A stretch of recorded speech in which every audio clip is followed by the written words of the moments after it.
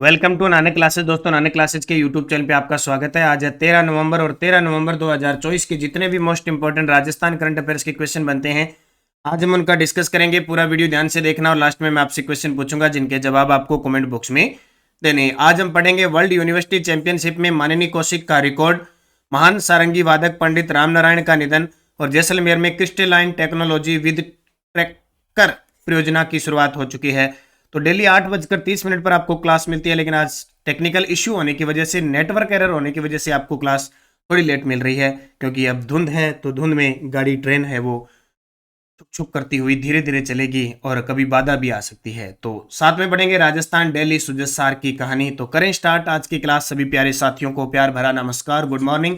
एक बार सेशन को लाइक कर दो सारे विद्यार्थी, ऐसा नहीं हो कि लाइक ही नहीं करो, शेयर कर दो अपने दोस्तों में और चैनल को सब्सक्राइब कर लो ताकि आपके पास नोटिफिकेशन पहुंचता रहे। तो सबसे पहले कल के क्वेश्चनों को रिवाइज करते हैं।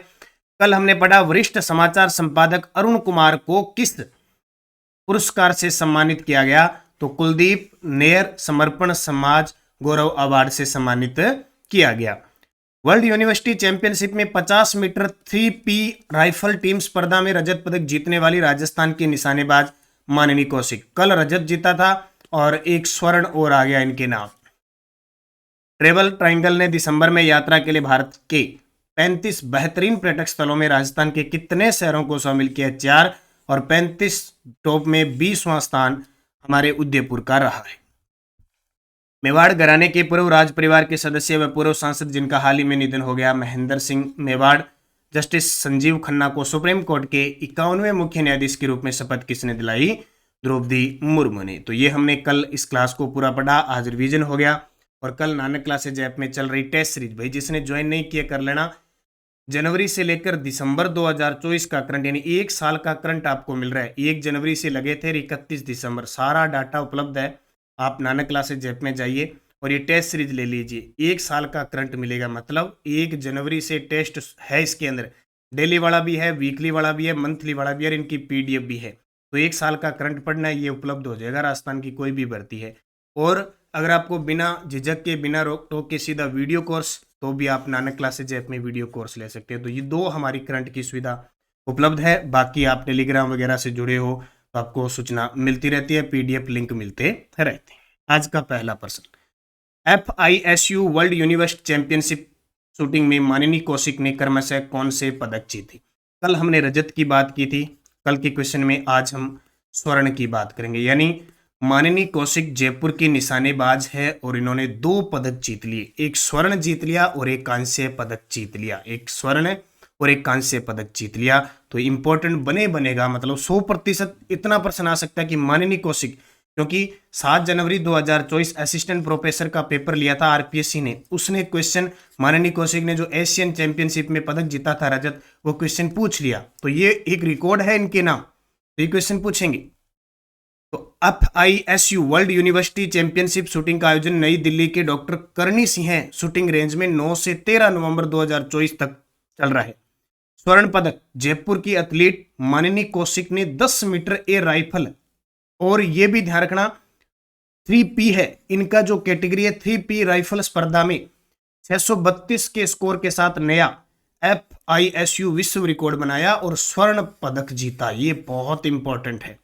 उनकी टीम की सदस्य संजीता दास 631.7 और दिशा ने भी उनकी इस उपलब्धि में महत्वपूर्ण योगदान दिया, जिससे भारत ने नया विश्व रिकॉर्ड कायम किया और पोलैंड को 1886.4 स्कोर से हराया। नोट कर लेना भी किसको हराया, पोलैंड को।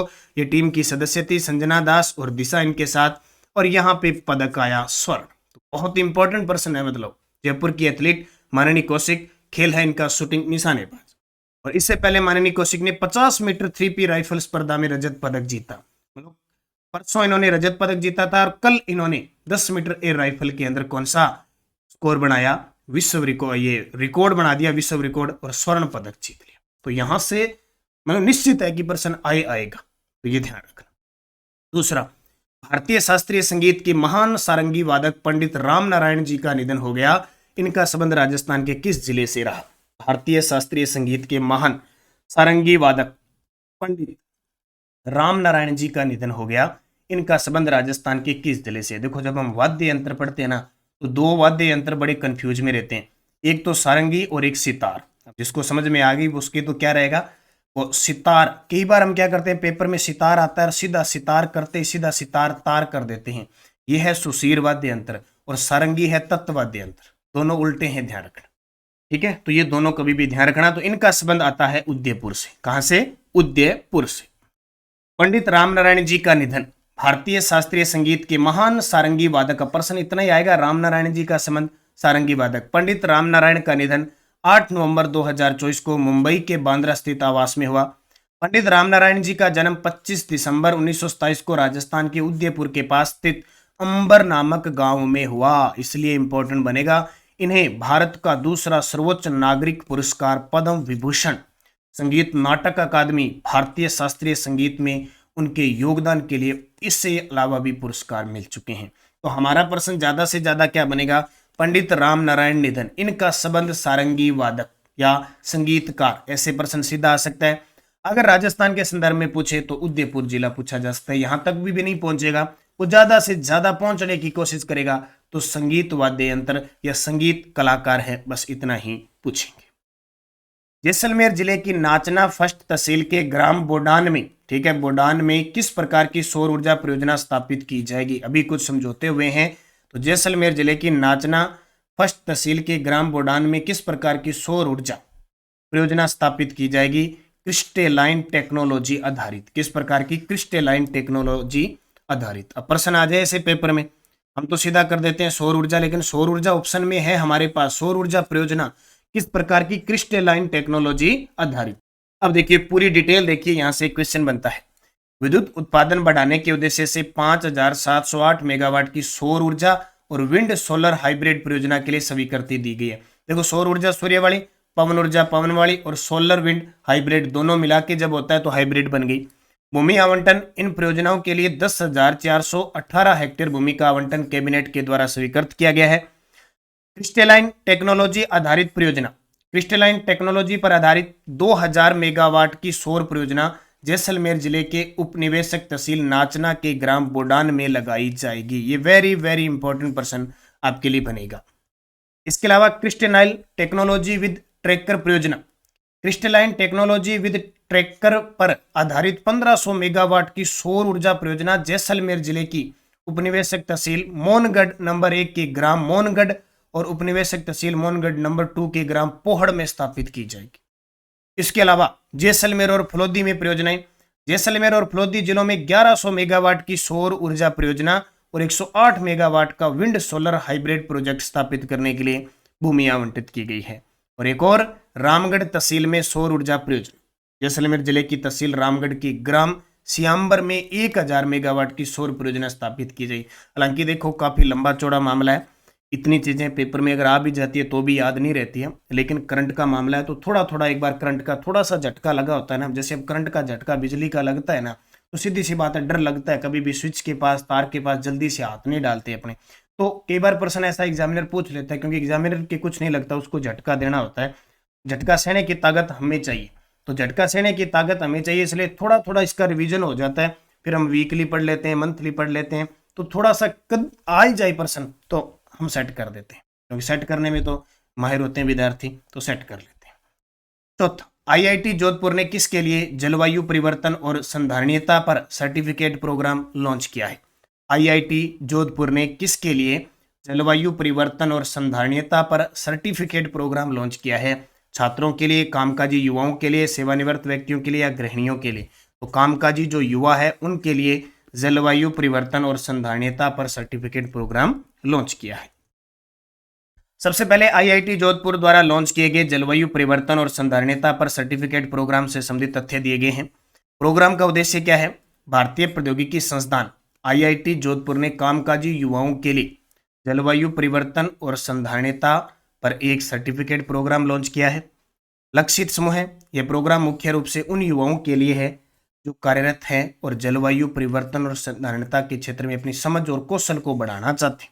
मतलब जलवायु क्षेत्र, वातावरण पे और इस जलवायु परिवर्तन में क्या प्रक्रिया हो रही है, कैसे परिवर्तन हो रहा है, कैसे इसको रोका जा सकता है, इस पर काम किया जा सकता है, समझ भी बढ़ा सके और वो उसमें रुचि लेते हो, उनके लिए किया गया है। इस सर्टिफिकेट कोर्स में जलवायु परिवर्तन, उसके प्रभाव, समाधान और सतत विकास के सिद्धांतों पर ध्यान केंद्रित किया जाता है। तो कोई भी है कोई आईआईटी होल्डर या इस प्रकार का, तो आप इसमें भाग ले सकते हैं। ठीक है, याद रखना इसको। 12 से 20 नवंबर 2024 को चंद्रभागा पशु मेले का आयोजन किस जिले में किया जा रहा है? जी बिल्कुल, कार्तिक महीने के अंदर बहुत सारे मेले, अभी नवंबर और दिसंबर में खूब सारे महोत्सव और मेले हैं। चंद्रभागा पशु मेला झालावाड़ के झालरापाटन में चंद्रभागा नदी के किनारे आयोजित किया जा रहा है। ठीक है, झालरापाटन झालावाड़ में चंद्रभागा नदी के किनारे 12 नवंबर से कल शुरू हो चुका है चंद्रभागा मेले की शुरुआत, और ये मेला 20 नवंबर तक चलेगा, बस याद रखना। और उधर अजमेर में कौन सा चल रहा है? पुष्कर मेला चल रहा है। अजमेर में पुष्कर मेला भी चल रहा है, सबसे रंगीन मेला है। तो जस्ट बुलेटिन तो बस एक ही बात कहती है कि राइजिंग राजस्थान आईटी और स्टार्टअप प्री समिट 6,552 करोड़ रुपए का एमओयू किया गया है और लगातार इस पे काम जारी है। इसके अलावा रूफटॉप सोलर कनेक्शन के काम को गति मिलेगी। जयपुर डिस्कॉम ने एसओपी जारी कर दी है और मतदान आज 13 नवंबर को राजस्थान विधानसभा की 7 सीटों पर उपचुनाव है, तो तैयार रहिए और 23 नवंबर को इसका रिजल्ट आ जाएगा। टेलीग्राम ज्वाइन करना, नानक क्लासेज शिवसर और नानक क्लासेज, ताकि आपको अपडेट मिलती रहे करंट अफेयर्स की। पिछले वीडियो का क्वेश्चन था KSOS यानी Kota safety of student application किस जिला पुलिस प्रशासन के द्वारा लॉन्च की गई? तो सीधी सी बात है, कोटा। अब आपके लिए क्वेश्चन जिसका जवाब कमेंट में देना है, मानिनी कौशिक का संबंध किस खेल से? वेरी वेरी इंपॉर्टेंट पर्सन है आज का। बैडमिंटन, कुश्ती, निशानेबाजी, जूडो। यस्टेडोज गिद्दड़ नृत्य शेखावटी का प्रसिद्ध है। चूरू, झुंझुनू, मानगढ़, सूरतगढ़, गंगानगर में शेखावटी बोली का प्रभाव है। 2011 की जनगणना के अनुसार राजस्थान के किस जिले में साक्षरता दर सबसे कम है? तो जालोर की। चित्रशाला कला वीथी निम्नलिखित में से किस स्थान में स्थित है? बूंदी। खेतरी बांसियाल संरक्षण रिजर्व राजस्थान के कौन से स्थान पर स्थित है? झुंझुनू और नीम के थाना में। ये सारे प्रश्न CET 10+2 के अंदर आए हुए हैं। अब नेक्स्ट डोज 10+2 एग्जाम 2024 में राजस्थान राज्य में इंस्टीट्यूट ऑफ लीडरशिप डेवलपमेंट कहां पर स्थित है? राजस्थान परमाणु ऊर्जा संयंत्र को किस वर्ष में चालू किया गया था? ढोल नृत्य का संबंध राजस्थान के किस स्थान से है? बूंदी में कजली तीज का त्योहार किस माह में मनाया जाता है? और पिछवाई पेंटिंग किस कला विद्यालय से संबंधित है? पांचों के जवाब आपको कमेंट बॉक्स में देने हैं। जाते जाते आप वीडियो को कर देना लाइक, शेयर, और आज से आपको संपूर्ण राजस्थान में RBSC 6 से 12 की पुस्तक उपलब्ध हो चुकी है। ऑनलाइन ऑर्डर करें 80 580 22 001 पर, और डाक के माध्यम से घर बैठे आप पुस्तक मंगवा सकते हैं। इस नंबर पे व्हाट्सएप मैसेज करके आप संपर्क करें। आज करें तो कल आपकी बुक ऑर्डर लग जाएगी। तो राजस्थान RBSC वस्तुनिष्ठ बहुत ही शानदार, इसकी डेमो देखना चाहते हो तो मैंने टेलीग्राम पे डाल दी, आप जरूर उसका अध्ययन करें। बाकी टेस्ट सीरीज वगैरह सारी चल रही है, निरंतरता रखें, निश्चित आपको सफलता मिलेगी। धन्यवाद। जय हिंद, जय भारत, जय राजस्थान।